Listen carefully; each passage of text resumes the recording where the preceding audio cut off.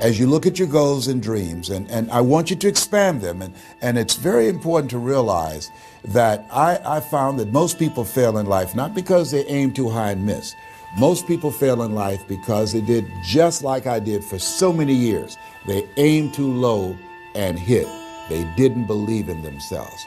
So I want you right now, as we begin to think about the lessons and all the things that you've experienced and all of the comments and stories and strategies and lessons that you've had, I think it's time to revisit and look at your goals and dreams, and let's raise the bar. I remember as a kid, we would be in the backyard and we would play jump, and somebody would get on one side of the stick, my sister and then my brother, we would run and we'd jump over it. And then they say, raise it up a little bit higher. We have to back up and we would run and we'd jump over it again. And then we say, raise it up a little higher. And the higher it got, we had to begin to change our approach and how we were going to get over the bar.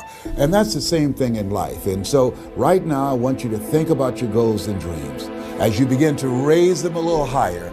And I want you to say with me, it's possible. It's possible.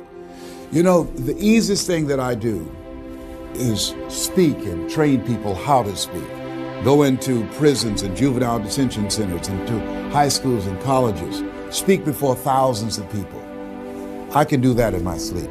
Let me share with you the most difficult thing I've ever done in my life. And it took me years to do. And that was to believe that it was possible. To believe that I can do it. Given my circumstances, born in an abandoned building on a floor, being adopted, being labeled educable, mentally retarded, failing twice in school, no college training, never worked for a major corporation, to believe that I had something of value to say, that somebody would want to listen to me, to believe that somebody would pay me to talk to them. Have you ever thought about something you wanted to do and you talk yourself out of it? I remember going to see Zig Ziglar, who I consider the #1 motivational speaker on the planet, and Dr. Norman Vincent Peale when he was alive, and Robert Schuller. I used to see them and I would be so pumped up and inspired after hearing Jim Rohn, who recently passed, one of the great motivational speakers of all time, and Charlie Tremendous Jones. And I would go to my car pumped up, saying, yes, yes, yes, I can. And then after a while, my mental conditioning would kick in. And I would say, Les Brown, you can't do that. You don't have a college education. Les Brown, you can't do that. You don't even know who your parents are.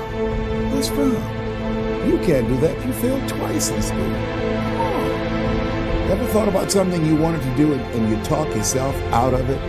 There's a proverb that says, if there's no enemy within, the enemy outside can do us no harm. That's why it's important that you make it a point every day to review these lessons, to get them deep, not only in the conscious mind, but the subconscious mind, and get them in your spirit. Well, how often should I do it? Do it until you are producing the results. That's how often you should do it. And you never stop, because once you stop, that's when those negative thoughts will come back. Once you stop, that's when you will begin to doubt yourself. Once you stop, I'm telling you what I know. Yes, every day it's a selling job on you. It's possible. I can do this. I can make this happen. No matter how bad it is or how bad it gets, I'm going to make it. It's possible. Yes, your dream is possible. Say that to yourself every day. Feed your mind with words that you write and words that you hear and words that you speak to yourself. Feed your faith and your doubts will starve to death. Say to yourself, it's possible. It's possible. It's possible. Even when you have no evidence to point to, say to yourself, it's possible. There's nothing as powerful as a made-up mind. It's a struggle sometimes to do that, especially when you have people around you telling you that it's not possible, that you can't do it. And they're constantly pointing out your failures of the past, constantly reminding you of all of the things that you don't have going for you. I'm reminded of the story of the two little boys that were playing on some ice during the winter. And as they got further out on this ice, one fell through the thin ice And so the little fellow that was still on top of the ice, he was trying to save his little buddy, and he couldn't reach him. He was trying to pull him. He could see him through the thin ice as he got further away from him, struggling. And he couldn't reach him, and he's trying to break the ice, and he couldn't do it. And he looked around, and he saw a tree in the distance, and he ran, and he got up on the tree, and he pulled and broke down an enormous sized branch, and came back and savagely began to beat that ice and broke it, and miraculously he saved his friend.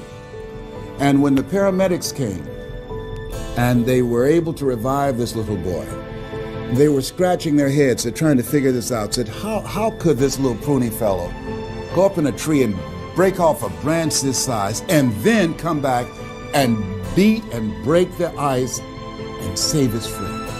They thought it was just miraculous. It was baffling. And an old guy who was there said, I can tell you how he did it. And they said, how? How did he do it? And he said, there was no one here to tell him that he couldn't do it. Whoa. What could you do? What could I do? What could all of us do if we did not have the naysayers in our lives?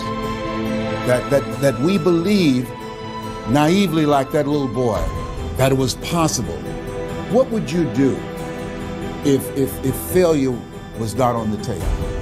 Do you realize that 87% of people allow the fear of failure to outweigh their desire to succeed because they've been convinced by the evidence, by being practical, by being logical, by being realistic. I did that. Leslie, yes? You're going to speak for corporations? Yes. Leslie, do they have a college education? Yes. Do you? Wesley, you know that I don't have a college education. Leslie, are these people experienced? Yes. Are there people with PhDs and MBAs that they could choose rather than choose you? Yes. So you don't have a college education. You have no experience. You're talking about becoming a speaker, and they're going to reach over people with PhDs and MBAs and years of experience and choose you. Are you being realistic? Come on, Leslie. Come on, Leslie. You can't do this. My brother, he's a wonderful person. And he constantly reminded me that I couldn't do what I'm doing now. But that really wasn't the bad part. The real bad part was I convinced myself that I couldn't do it. Not only because of those things that you pointed out, being practical and realistic, but also that within myself, I didn't believe what Mike Williams, my mentor, said was possible for me. Have you ever had somebody who believed and saw something for you that you didn't see for yourself? And here's how I escaped that. I discovered that sometimes you have to believe in somebody's belief in you until your belief kicks in. So here's what I am believing for you. The goals that you right now have, the things that you have envisioned for yourself, this is a reflection, what you've done thus far and what you are engaged in doing. It's what's possible for you right now. But there's even more. You don't even know what's in the future. Eye has not seen, ear has not heard. If you believe in yourself, if you constantly remind yourself after every defeat, after every setback, every time you get knocked down, I've got a saying, if life knocks you down, try and land on your back, because if you can look up, you can get up. See, a lot of people, because of failure, they stop believing. Let me share something with you. You will fail your way to success. Yes. 8 out of 10 millionaires have been financially bankrupt. You will fail your way to success. It doesn't matter how many times you fail. It doesn't matter how many times people tell you that you can't do it. It doesn't matter if you don't have a dime in the bank. You will fail your way to success. What's very important is you're believing in yourself. You're constantly saying, somehow, some way, I'm going to make it. I remember a lady out of Detroit, Michigan. They called her Martha Jean the Queen. And she had a motivational message she gave all the time on the radio. And the question she would ask was, do you really want to win? Do you really want to win? And she said, if you really want to win in life, you've got to believe in yourself when no one else does. You've got to believe in yourself. See, it's easy to believe in yourself and to have faith if you have a good bill of health, if your relationship is working out fine, if you have money in the bank, if you have a secure job, if your mortgage note is paid current, if the children are acting like they have good sense. It's easy. If you go to the doctor, they say, oh, you're doing real good, I'll see you next year. It's easy to have faith then. Let me tell you when it's really tough to have faith. When you lose your job, when you lose your retirement, when you go to the doctor and they look at you and say, you have cancer. Cancer is the most feared word in 7 different languages. That's when it's tough to have faith then. And that's when you need to call on your faith then. They said faith is the oil that takes the friction out of living. That's when you need to believe in yourself then and judge not according to appearances and say to yourself, it's possible. It's possible. I can make it. It's possible. I'm going to get through this. It's possible. I'm not going to allow this to get the best of me. Yeah. I don't know what you're up against. I don't know what you are facing, but here's what I do know. You've got something special. You've got greatness in you.